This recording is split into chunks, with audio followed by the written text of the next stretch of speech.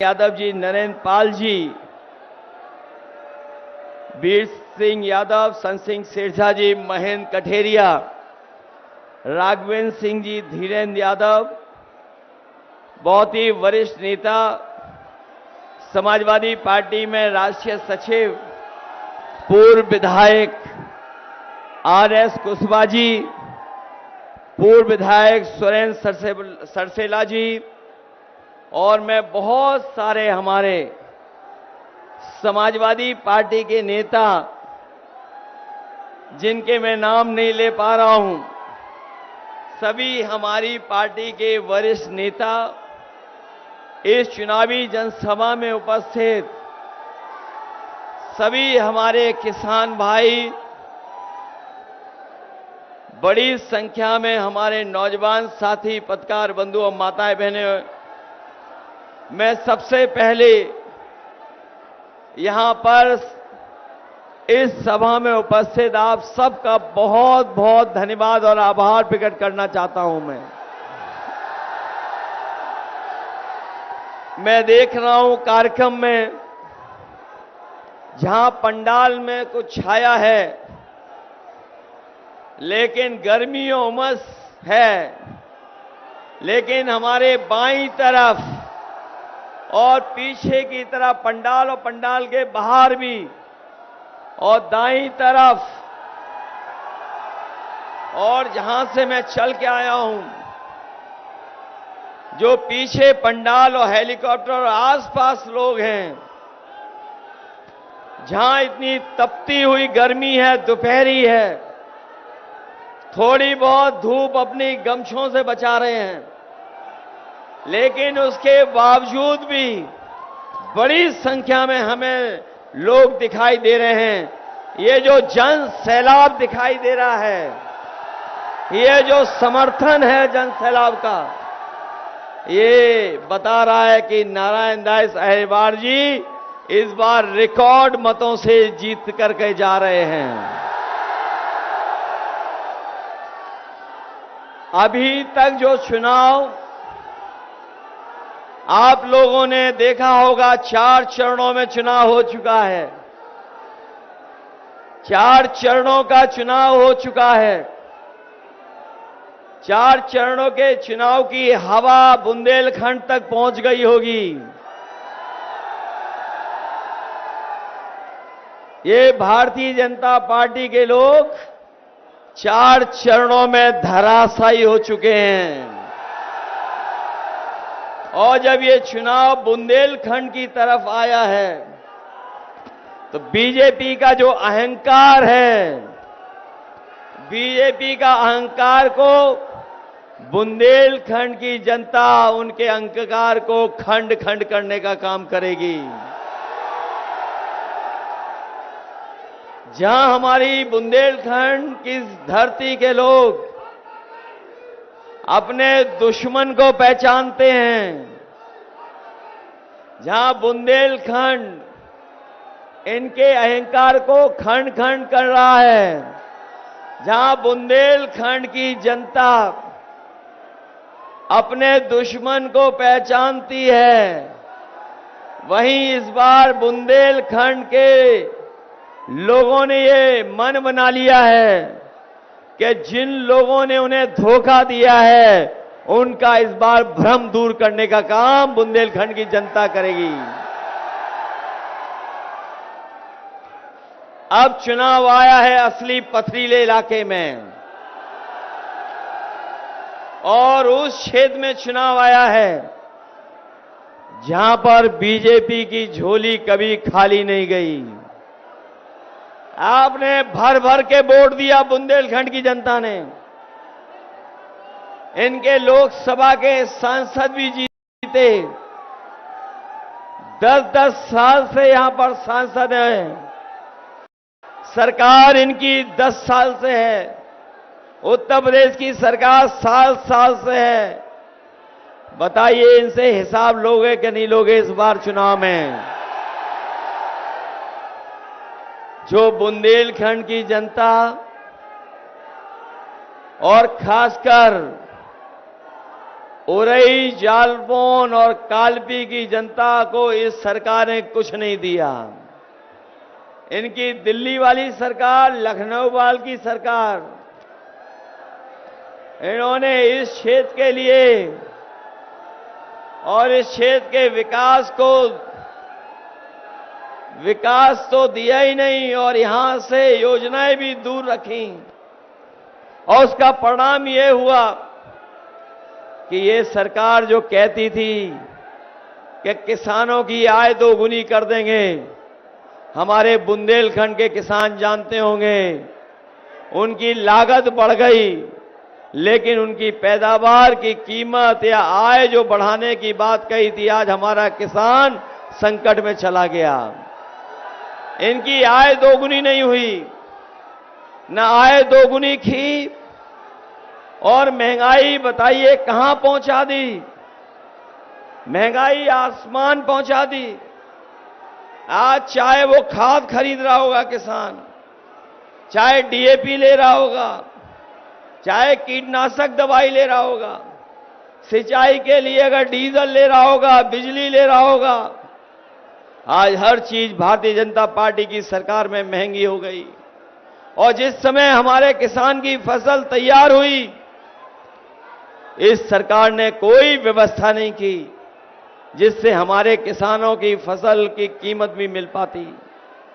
न केवल हमारे किसानों को धोखा दिया, बल्कि उनकी हर फसल में इन्होंने लूटने का काम किया।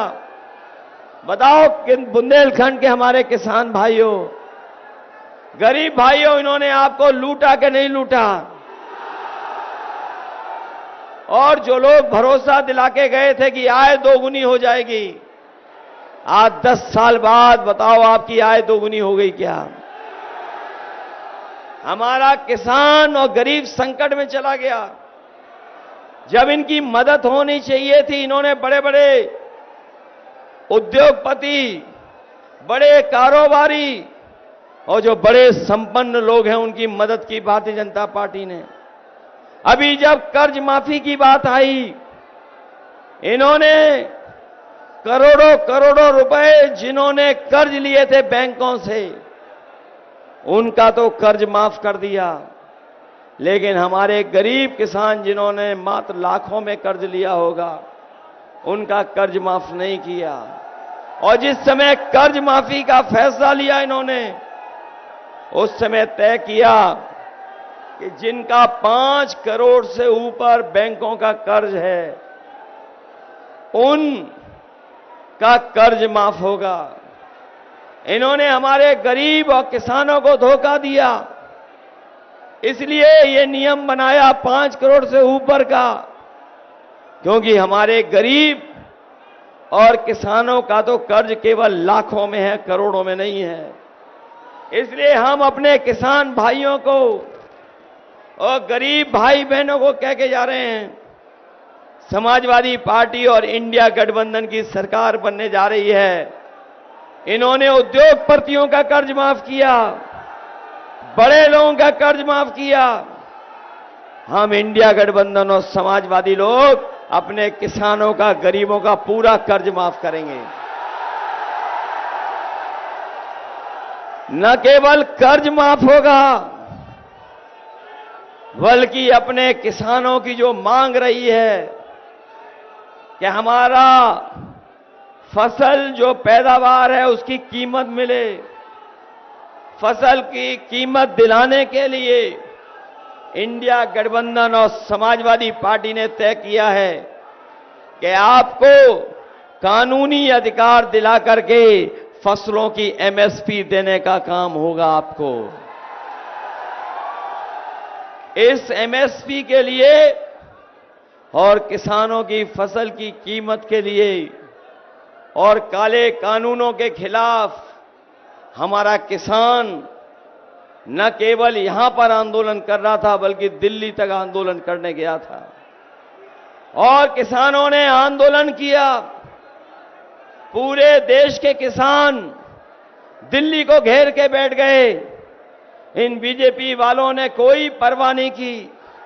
लगभग 1000 किसान शहीद हो गया और आज अगर आंकड़े हम लोग देखें, हमारे पत्रकार साथी जागरूक हैं, वो जानते होंगे, जब से बीजेपी की सरकार आई है, हमारे किसानों ने 1 लाख पूरे देश में आत्महत्या की है। सोचिए, बीजेपी की सरकार जब से आई है, पूरे देश में 1 लाख किसानों ने आत्महत्या की है। और ऊपर से ये काले कानून ला रहे थे, एमएसपी नहीं दे रहे थे। हम अपने किसानों का जहां कर्ज माफ करने का फैसला ले रहे हैं, वहीं हर फसल की एमएसपी दिला करके अपने किसानों को खुशहाल बनाने का काम करेंगे। हमारे नौजवान साथी जानते होंगे, मेहनत कर करके, कोचिंग करके, तैयारी करके जब परीक्षा देने गए और जब परीक्षा दे करके लौटे, इनका पेपर लीक हो गया। और ये नौजवान जान रहे होंगे, जितनी भी भारतीय जनता पार्टी की सरकार में परीक्षाएं हुई, सब परीक्षाओं के पेपर लीक हो गए। और कोई 1-2 परीक्षाओं के पेपर लीक नहीं हुए हैं, 10 से ज्यादा परीक्षाएं हुई, सबके पेपर लीक हो गए, परीक्षाएं रद्द हुई। और न केवल परीक्षाएं रद्द हुई, हमारे नौजवान ये भी जानते होंगे कि हमारे गांव के नौजवान जो तैयारी करते थे फौज की भर्ती के लिए, जो खेतों से लेकर के कस्बों सड़क पर दौड़ करके अपने फिजिकल एग्जाम की तैयारी करते थे, इस बीजेपी की सरकार ने वो भी नौकरी फौज की आधी अधूरी बना दी। ये जो अग्निवीर की 4 साल की नौकरी है, हम समाजवादी लोग अपने नौजवानों को भरोसा दिला के जा रहे हैं, ये अग्निवीर वाली 4 साल की नौकरी को हम कभी स्वीकार नहीं करेंगे। जब सरकार बनेगी दिल्ली में 4 जून के बाद, नौजवानों, ये अग्निवीर व्यवस्था हमेशा हमेशा के लिए खत्म हो जाएगी। ये अग्निवीर व्यवस्था इसलिए लाए थे, अग्निवीर व्यवस्था इसलिए लाए थे क्योंकि इसमें गांव, गरीब और किसान के परिवार के बेटे नौकरी पा जाते थे।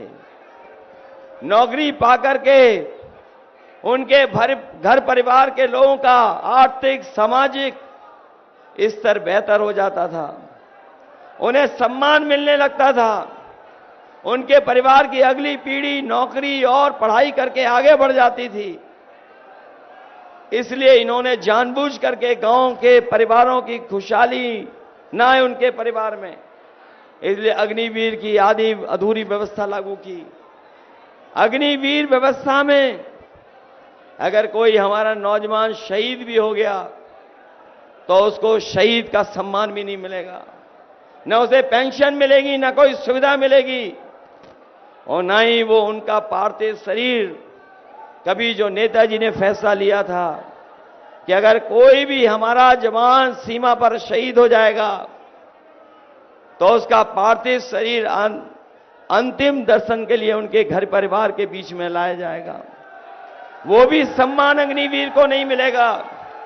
इसलिए समाजवादी पार्टी और इंडिया गठबंधन ये मानता है कि सरकार में आते ही अग्निवीर व्यवस्था हमेशा हमेशा के लिए खत्म हो जाएगी।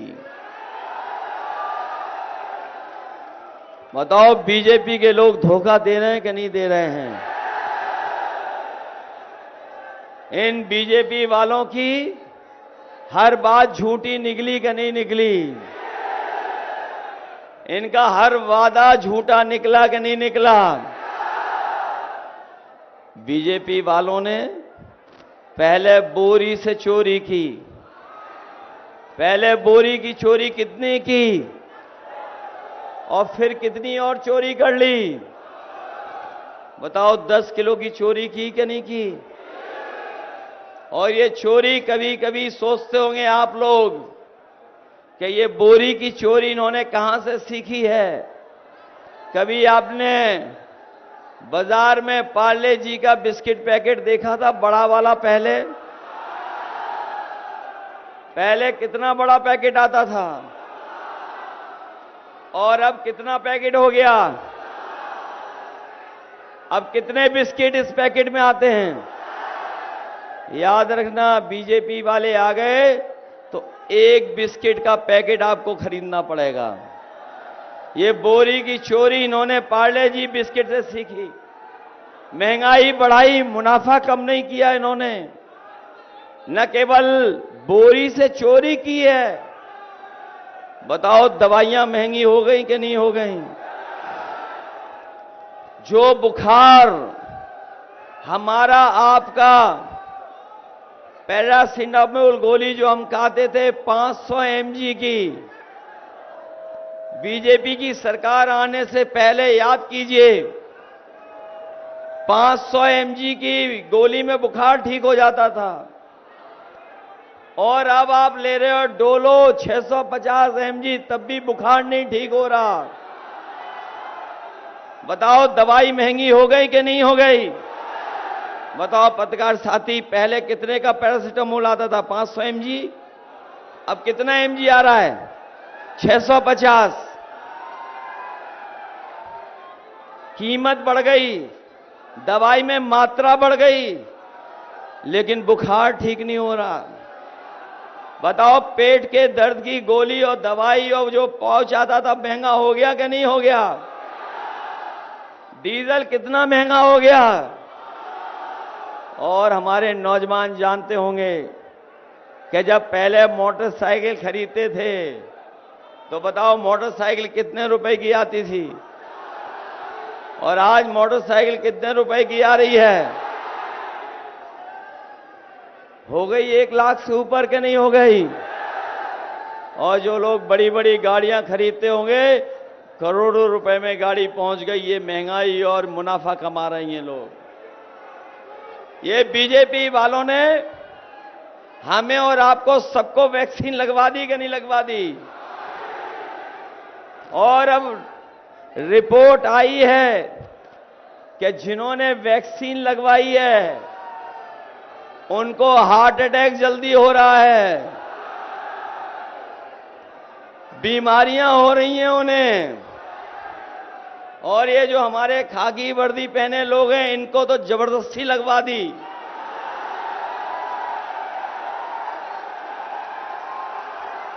बताओ जबरदस्ती लगाई कि नहीं लगा दी? लेकिन हम बच गए, हमने नहीं लगवाई। और अब वैक्सीन कंपनी वाले ये लोग कह रहे हैं कि हम वैक्सीन वापस ले लेंगे। बताओ लगी हुई वैक्सीन हमारे शरीर से कैसे वापस निकालेंगे? बताओ आप। आपने ये पता किया कि नहीं पता किया? जो वैक्सीन कंपनी है वो कह रही है कि अब हम वैक्सीन वापस ले लेंगे। बताओ जो वैक्सीन हमारे आपके शरीर में चली गई वो वापस कैसे ले लेंगे?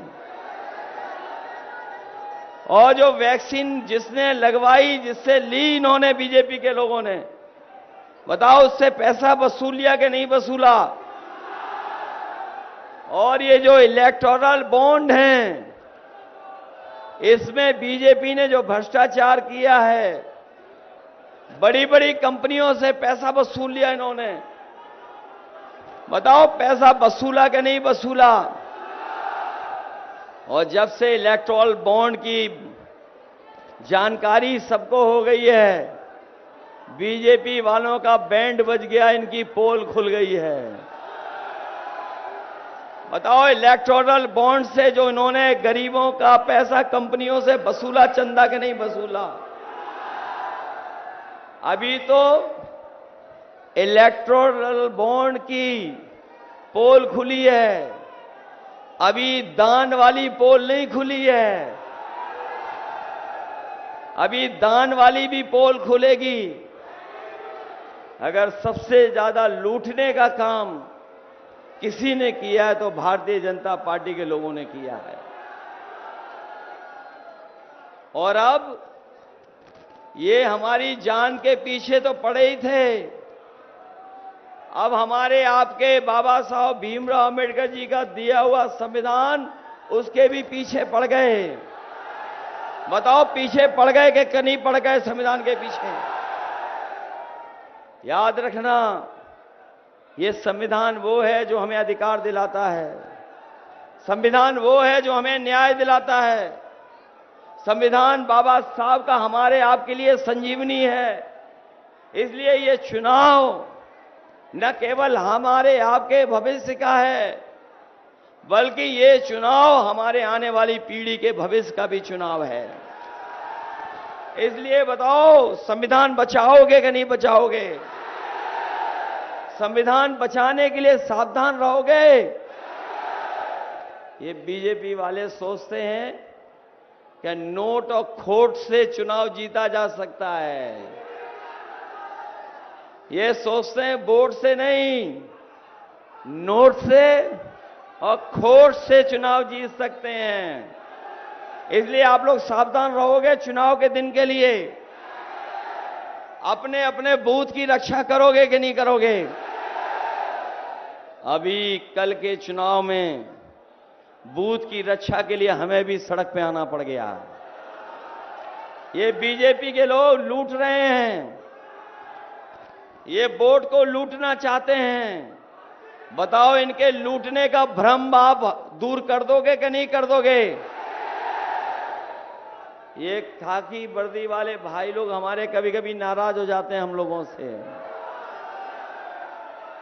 इन्हें नहीं पता है कि अभी तो बीजेपी वालों ने फौज की नौकरी 4 साल की है। ये बीजेपी वाले सरकार में आ गए तो ये जितने खाकी वाले दिखाई दे रहे हैं, इनकी नौकरी 3 साल की कर देगी।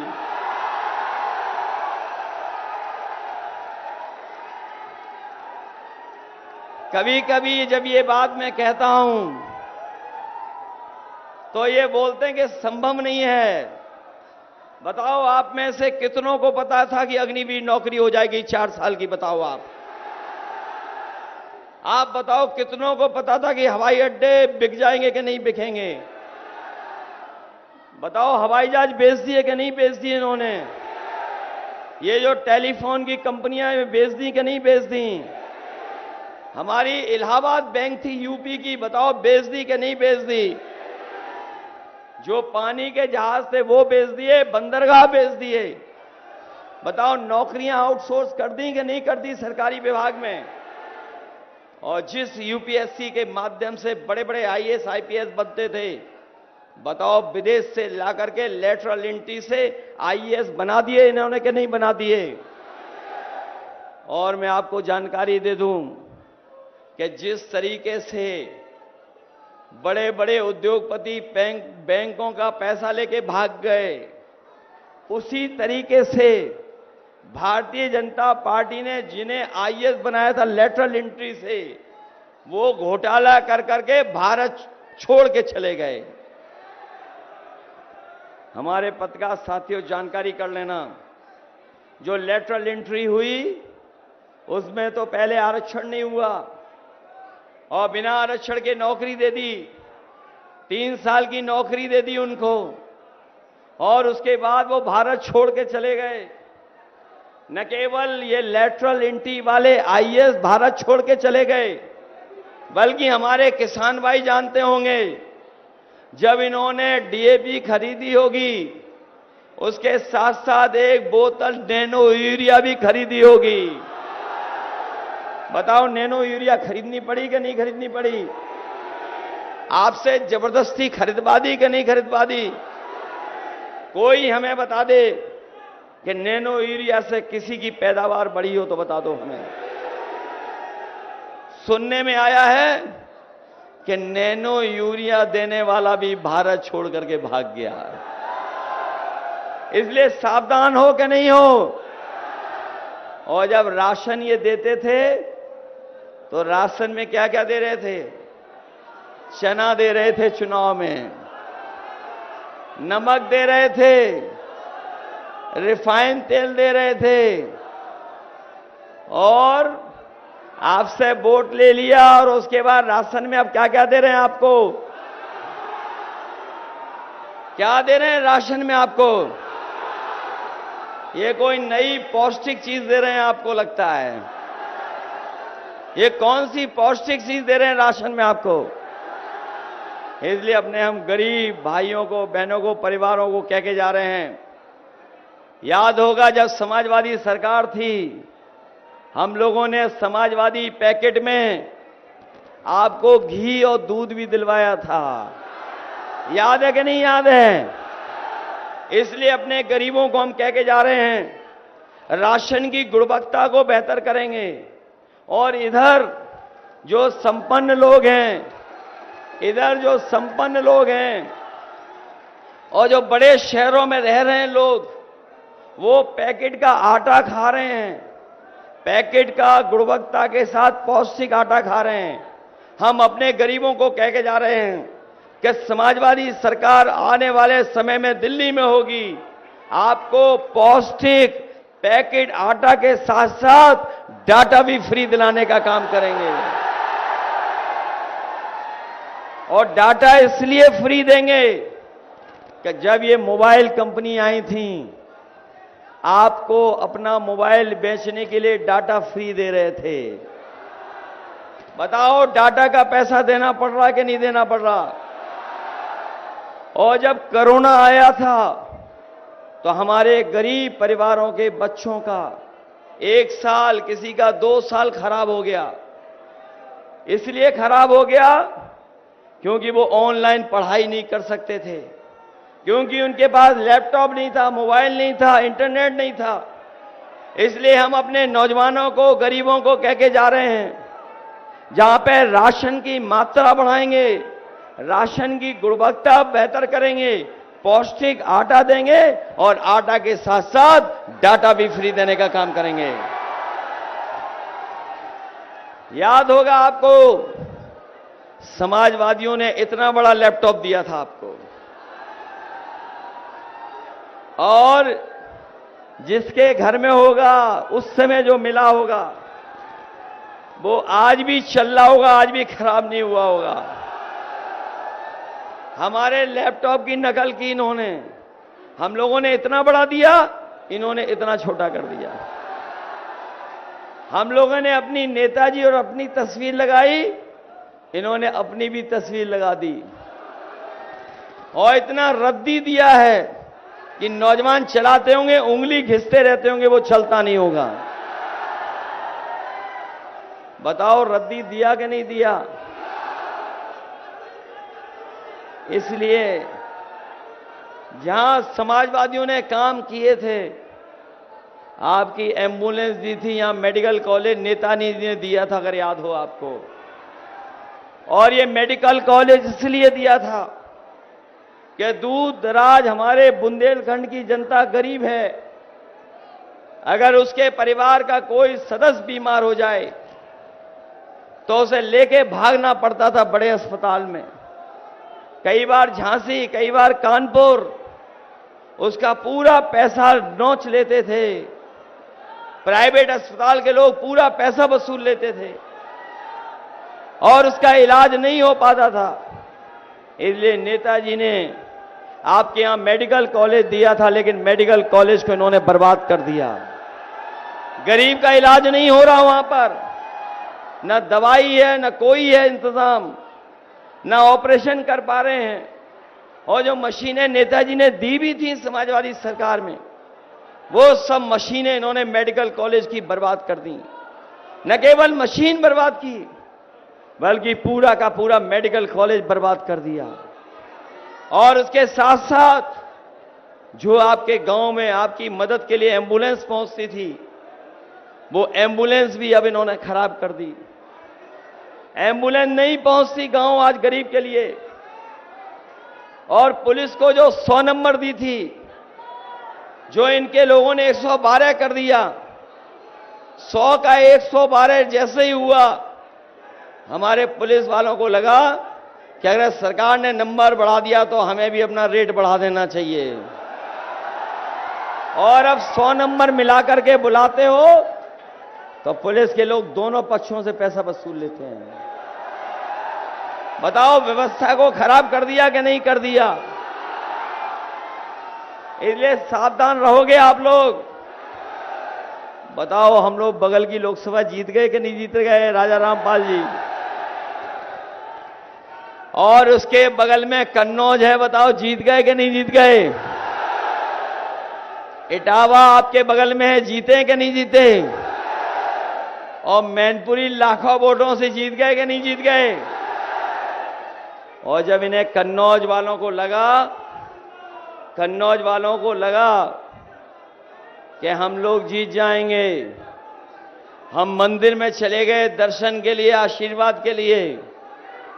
बताओ, इन्होंने मंदिर धोया कि नहीं धोया? बताओ, ये पता है आपको कि नहीं पता है कि जिस मंदिर में हम गए उस मंदिर को धुलवाया इन्होंने कि नहीं धुलवाया?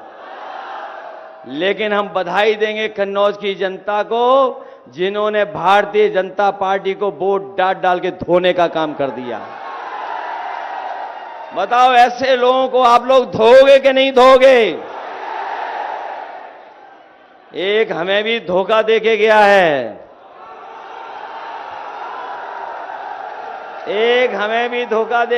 है, वो तो हमारे पूर्व मंत्री श्री रामपाल भी जीत जाते, ये हमारे मंत्री जी भी जीत जाते, लेकिन हम उनकी मीठी बातों में फंस गए।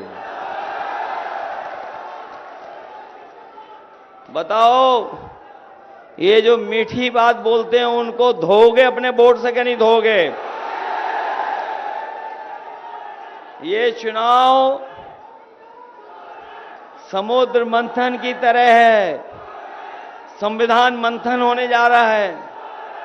एक तरफ वो लोग हैं जो संविधान बचाना चाहते हैं, दूसरी तरफ वो लोग हैं जो संविधान को बदलना चाहते हैं। बताओ, संविधान बदलने वालों को आप बदल दोगे कि नहीं बदल दोगे? बड़े बड़े शहरों में इन्होंने बड़ी बड़ी होर्डिंग लगाई हैं डबल इंजन की। उरई जालौन में भी लगी होगी एक आध। बड़े कस्बों में, शहर में, कानपुर में, झांसी में डबल इंजन वालों ने होर्डिंग लगवाई है, लेकिन उन होर्डिंगों में एक इंजन पहले से ही गायब है। और यहां का एक खटारा इंजन है। बताओ, कितने साल से हैं वो सांसद खटारा इंजन?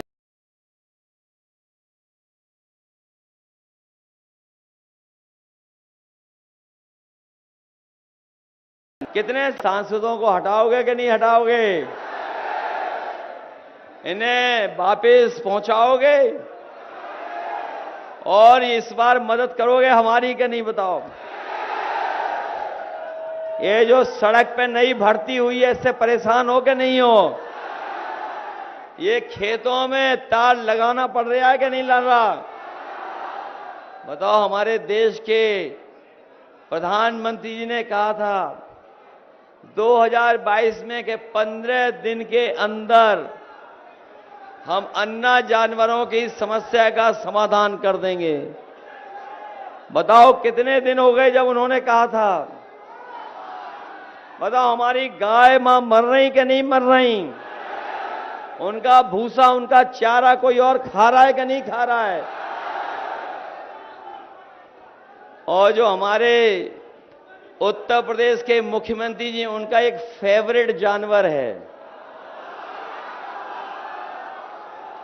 एक उनका बहुत प्रिय जानवर है, वो अक्सर सड़क पे दिखाई देता है।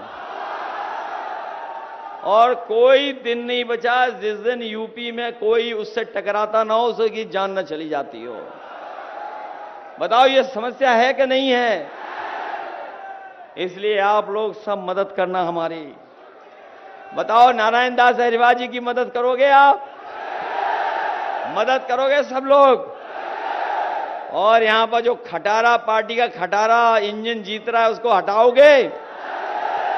मैं आपको भरोसा दिला के जा रहा हूं कि जो विकास की गति दी थी हम लोगों ने, जो विकास की शुरुआत की थी, चाहे एम्बुलेंस, चाहे मेडिकल कॉलेज, चाहे सड़कें चौड़ी, चाहे लोहियाबाद, बहुत सी सुविधाएं, और समाजवादी पेंशन भी दी थी अपनी माताओं बहनों को। पहले तो हम लोग केवल 6,000 रुपए दे पा रहे थे।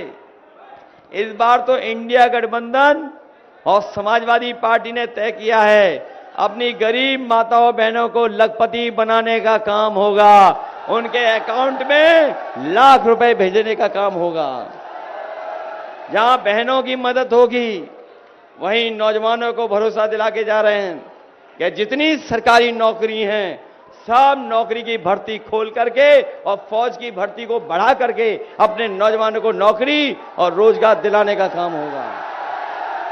इसलिए दीजिए, आप लोग मदद करिए। मदद करोगे सब लोग? कहीं ऐसा तो नहीं सब हम उधर जीत जाएं, इधर हारना शुरू कर दें। घी याद है हमारा, घी दिया था हमने कभी। इसलिए जहां हम लोगों ने सुविधाएं दी, मदद दी, राशन बेहतर करेंगे, नौकरी रोजगार का इंतजाम करेंगे, और जो सुविधाएं देना शुरू किए थे, मेडिकल कॉलेज, एम्बुलेंस, पुलिस को, उन व्यवस्थाओं को और बेहतर करेंगे, और अपने किसानों को उनकी फसल की कीमत देने का काम करेंगे। साथ ही साथ जाति जनगणना होगी, संविधान बचाएंगे, और आरक्षण के लिए भी हम लोग लड़ने का काम करेंगे। इसलिए मदद करिए हमारी, और एक एक वोट साइकिल पर डाल करके इन्हें ऐतिहासिक वोटों से जिता दोगे। यहां के जो खटारा सांसद रहे हैं, उनके लिए एक गाना है हमारे पास। बजाइए खटारा सांसद के लिए गाना। सांसद जी हाजिर हो, हाजिर हो, सांसद जी हाजिर हो, हाजिर हो, हाजिर हो, सांसद जी हाजिर हो। पिछले 5 साल का दे हिसाब, क्या दिया क्षेत्र को दे जवाब। बहुत हुए प्रचार के किस्से, क्या सच में आया जनता के हिस्से। सांसद जी आकर बदलाओ, नहीं तो वापस फिर ना आओ, नहीं तो वापस फिर ना आओ, नहीं तो वापस फिर ना आओ। हाजिर हो, हाजिर हो, सांसद जी हाजिर हो, हाजिर हो, हाजिर हो, सांसद जी हाजिर हो। किसान को भूले वोट को लेकर आए दुगनी का